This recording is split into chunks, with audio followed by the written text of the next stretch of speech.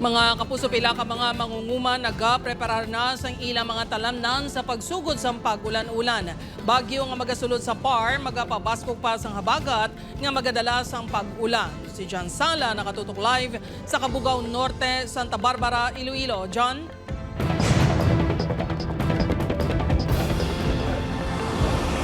Jert, importante ang tubig para sa mga mangunguma. Gani, blessing kuno para sa ila ang pag-ulan-ulan na sa karon diri sa Western Visayas. Preparado ng binhi kang iban pang makinangalanon ni Manong Edgar sa iya pagparado sa iya 4 ka hektarya nga uma diri sa barangay Binangkilan, Santa Barbara, Iloilo. Sa nagliligat nga simana nagapangalang-alang paini nga magpaarado bangon hindi pa bastante ang tubig sa talamnan kag wala gid magtupa ang ulan.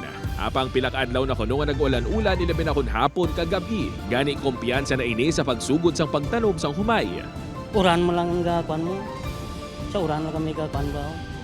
Huwag uran, huwag man. Kung magsigi uran dyan namin, makasabog ako na kuan eh. Suno sa Pag-asa Iloilo lauma na pag-ulan-ulan bangod sa habagat o kung southwest monsoon, ilabi na nga may bagyo nga manugsulod sa Philippine Area of Responsibility nga magapabaskog pa sa habagat.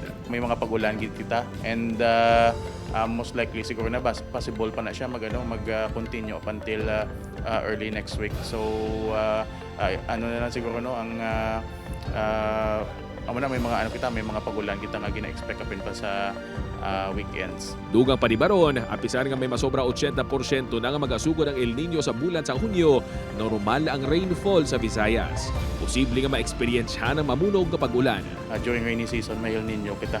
So gina-expect na siya naton nga nga habagat i-enhance niya na.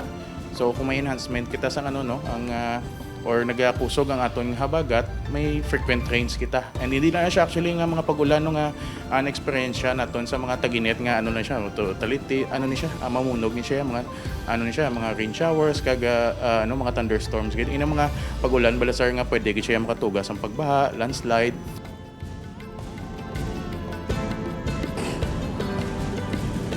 Jert, subong gani no bago lang naguntat ang pag-ulan diri sa bahin sang Leganes kag Banwas sang Santa Barbara kag lauman pagid suno sa Pag-asa Iloilo ang amo sini nga tiyempo bangod man sa mga isolated thunderstorms.